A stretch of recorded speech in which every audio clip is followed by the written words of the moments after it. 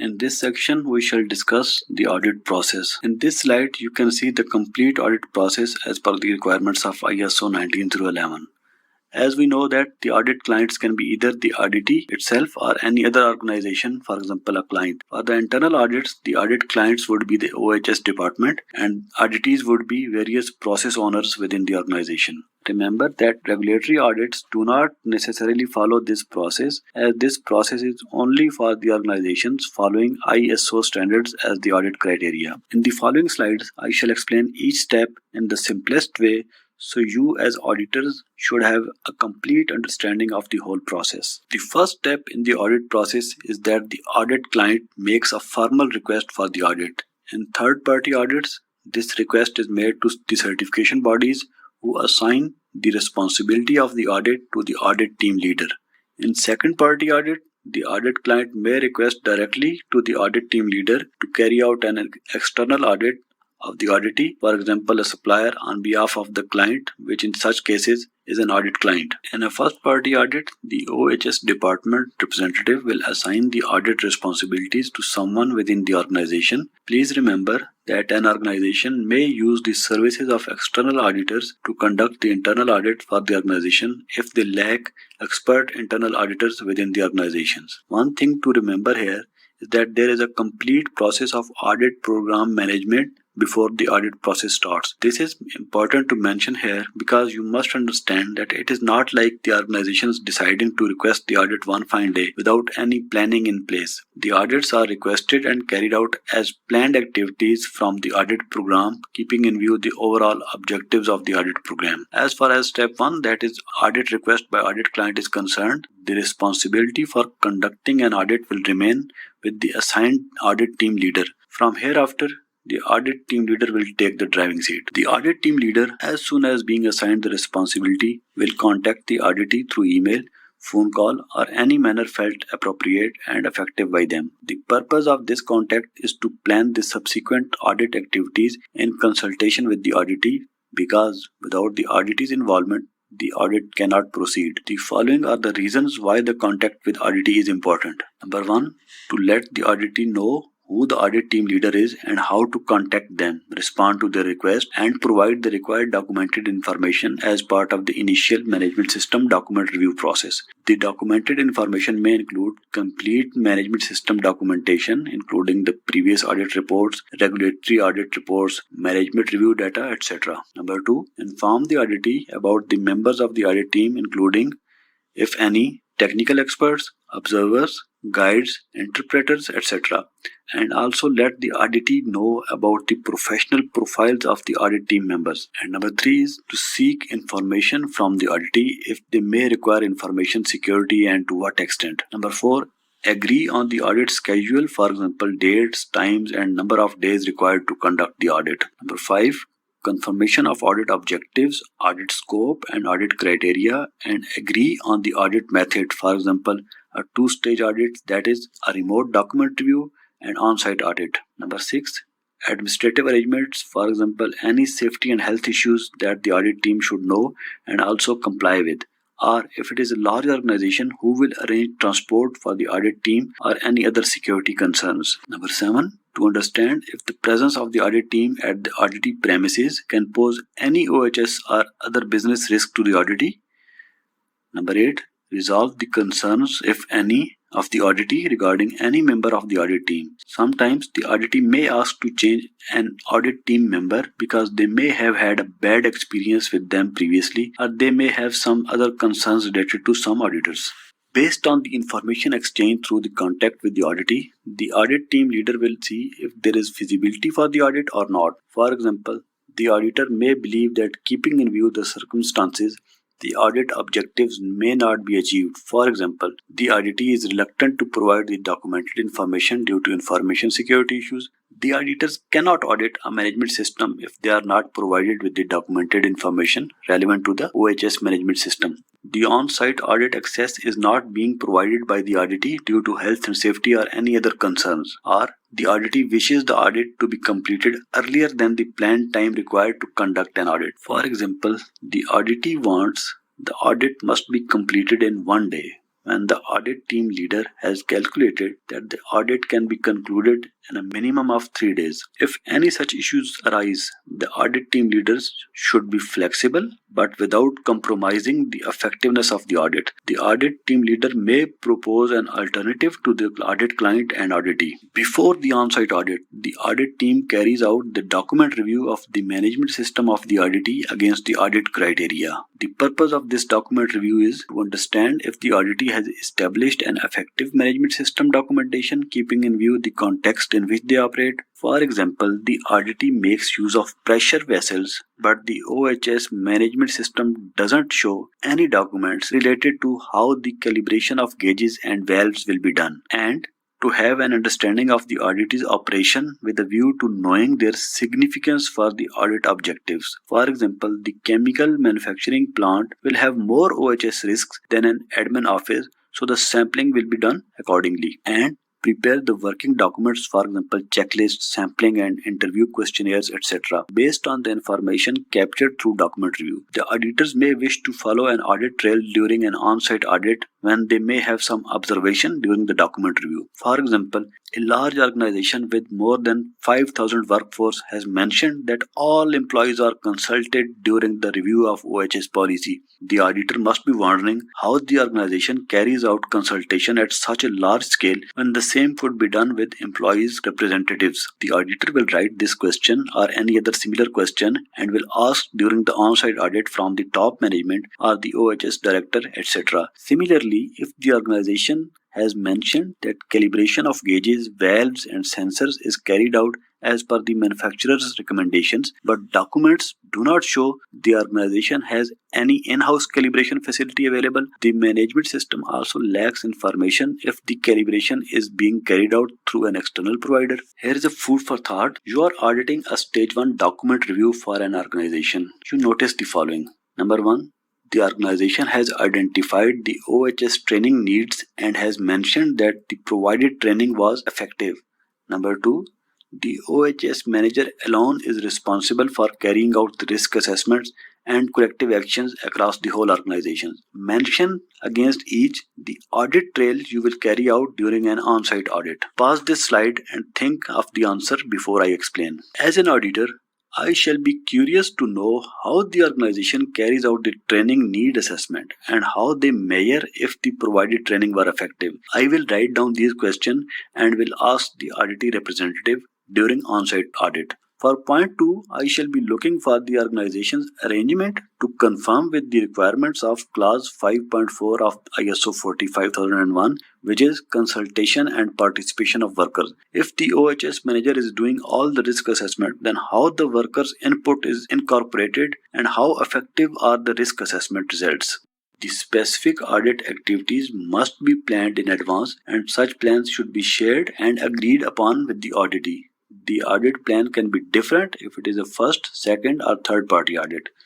The audit plan may include the audit objectives, which are what the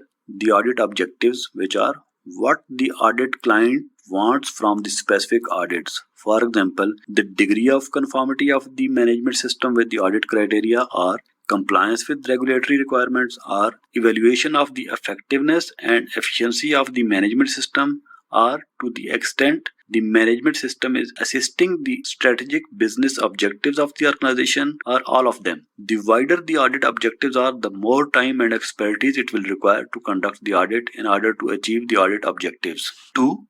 The audit plan also mentions the audit scope. For example, which functions or processes will need to be audited. In some cases, the organization only wants some of their processes to be audited and exclude other processes. For example, an organization manufactures refrigerators as well as air conditioners, but they only want that the processes related to air conditioning should be audited. Similarly, some organizations only want one of their many sites to be audited. This forms the scope of the audit. The audit criteria, for example, is it ISO 45001 standard or any other criteria provided by the client against which the audit needs to be carried out, or both.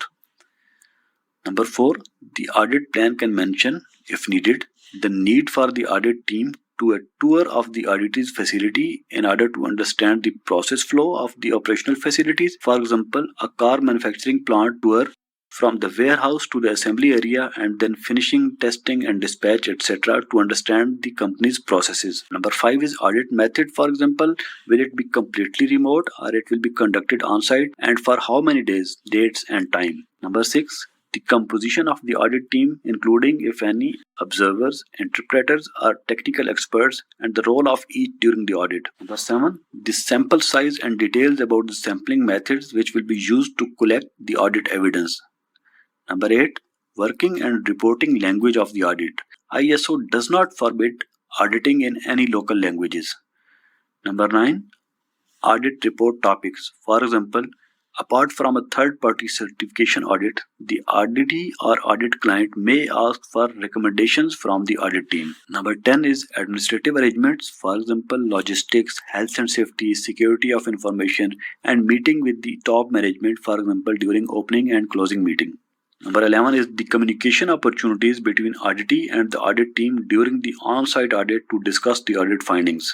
The audit team leader must resolve if there are any issues from the auditee regarding the audit plan. The next step is to assign the roles and responsibilities to the audit team members. For example, if the audit team includes 3 auditors, including the audit team leader, all auditors will be auditing different functions and will be independently collecting audit evidence. It is the responsibility of the audit team leader to assign them the task so there is no repetition of efforts. If the organization's risk management process needs to be audited and 4 audit pieces of evidence need to be collected, then one auditor should carry out this task while others should collect evidence from other processes. For example, management review or inspection process. The audit team leader must assign specific areas based on auditor's expertise to ensure efficiency as well as the effectiveness. It is a usual practice that at the end of each audit day, when there is more than one audit day, the audit team members meet and discuss the audit evidence for the effectiveness and efficiency against the audit objectives and audit plan respectively. If the audit team leader foresees any issues, for example, the number of audit evidence is less than planned, or the level of details available in the audit evidence lacks the objectivity to be sure of conformity or non-conformity, then changes are made in work assignments for the auditors. The audit team leader must ensure a sufficient number and quality of audit evidence which must be a representative sample, keeping in view the risk to the organization and audit objectives. When the auditors with the team are assigned specific processes or areas for the audit, they prepare the working documents for the audit, for example, a sampling plan and checklist, etc. They make a sampling plan depending on the total time they have for the audit as mentioned in the audit plan. They also make sure that the sampling is risk-based, which means significant processes are given priority over less significant processes. For example, the auditor is supposed to audit the risk assessment process within an organization, and the auditor can either audit HR department, which will have low OHS risks, or a surface treatment facility where the airborne toxic chemical poses high OHS risk, so it will be wise to audit high risk area. Moreover, the auditors make sure that the collected audit evidence will be sufficient as well as reliable in making a judgment against the audit objectives and requirements. Sufficient means that relying upon a single piece of evidence cannot give confidence, so there must be more than one piece of evidence, especially for conformity. For non-conformity, one significant piece of objective evidence is enough. Reliability of audit evidence means the extent to which the audit evidence meets the requirement against the audit objectives. For example, if the audit objective is to evaluate the effectiveness and efficiency of the OHS management system, but the auditor is just focusing on collecting audit evidence for the procedure conformity, then it will not help the audit team in deciding if the procedure being followed is effective and efficient or not. It is noteworthy that any working documents prepared must also be dealt with under the agreed security of information method and must be destroyed by the auditors after the audit report is finalized or as agreed within the audit plan. Till now, all the tasks were being done remotely and were based on documented information provided by the auditee. The on-site audit activities start with the formal opening meeting for a second and third party audit. For internal audits, the opening meeting is usually very informal, and in some cases it is limited to just informing the auditee team manager that the internal audit is being started. So the relevant work centers could be told the presence of the internal auditor in order to provide the required documents when asked by the auditor. The opening meeting is held with the auditor's top management, including the head of various departments where applicable, and the audit team leader chairs this meeting. The purpose of this meeting is to introduce the audit team to the auditee and provide the auditee an opportunity if they may have any questions related to the audit activities, and reiterate the audit plan to ensure there are no issues and audit activities can be done as planned. During this step, the auditors collect and verify the audit evidence. They have already made the checklist to ensure the audit evidence is sufficient and reliable. The audit evidence must be objective as far as possible, which means it should be verifiable and should rely on facts and not on the opinions or preferences of the auditors. In case the auditors believe that the degree of verification is low, they should use their professional judgment to determine if the subject audit evidence can be relied upon for making conclusions. For example, the auditor is reviewing the calibration records in a surface treatment workshop, which is a highly risky place, but the calibration records are being shown on a register that is supposed to be in a workshop for nearly 1 year, yet it looks new as if purchased 2 days ago. The auditor may be tempted to believe that all the entries regarding calibration do not represent the actual calibration dates, but the auditor may not verify this. Although in such cases an audit trail can be followed to reach some conclusion, but due to limitation of the time, such audit trails are avoided by the auditors. Similarly, audit evidence can support conformity, and under no circumstances the auditors should fill the gaps themselves by assuming certain things. Rather, evidence of conformity should also be verifiable. After collecting verifiable audit evidence, the audit team members, usually during the tea breaks or at the end of the day, sit together and compile the audit findings by comparing the audit evidence with the audit criteria. Audit findings will indicate conformity or non-conformity with the criteria against each audit evidence separately. The usual practice is that non-conformities are graded depending on their significance, for example, minor non-conformities or major non-conformities. The important thing to remember here is that these findings must be shared with the auditee, so they should not have any surprise at the end of the audit. The auditors must also get the acknowledgement of non-conformities from the auditee. If the auditee is not convinced about any non-conformity and is not satisfied with the audit evidence, the best practice is to let them provide the evidence of conformity, and if they are able to provide evidence of conformity, then the auditor should accept it with an open mind. At the same time, if the auditee does not provide any evidence of conformity but insists on not accepting the non-conformity, then the auditor must issue the non-conformity and document the unresolved issues in the audit report. Although such situations rarely happen, yet are worth mentioning for the understanding of the auditors.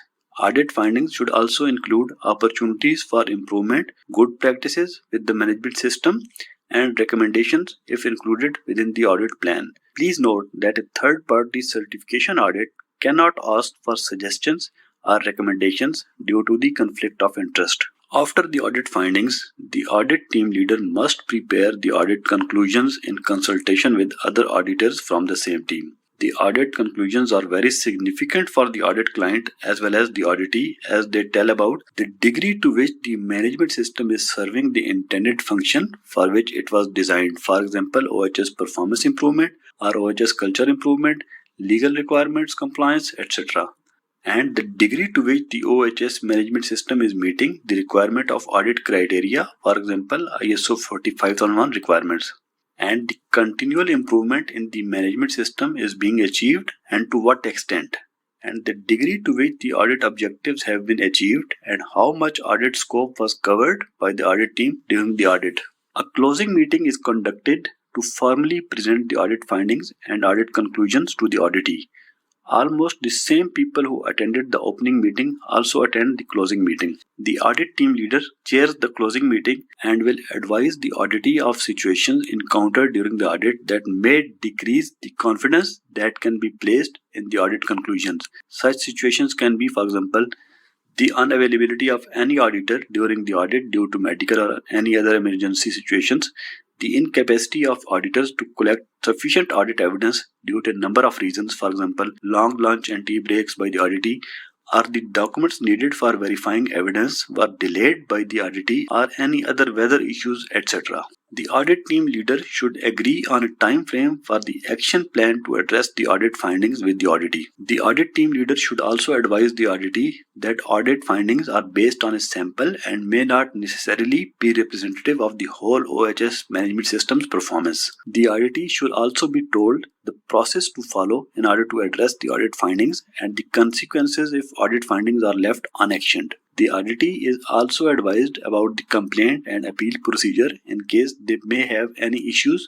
regarding the conduct of third-party auditors for certification purposes. The audit report is usually completed days after the audit has been concluded.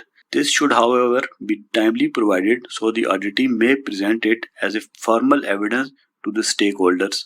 The audit report is prepared by the audit team leader and includes the following information. It includes audit objectives, audit scope, audit client details, audit team members and auditee participants in the audit, dates and locations where the audit activities were conducted, audit criteria, audit findings including the audit evidence, audit conclusions, statements on the degree to which the audit criteria have been fulfilled, any unresolved diverging opinions between the audit team and the auditee, mentioning the nature of the audit, that is sample based, and it does not necessarily represent the whole management system performance. Any issues encountered during the audit which may have decreased the reliability of the audit conclusions, and the agreed action plan, which is follow up. The audit report is distributed as agreed in the audit plan.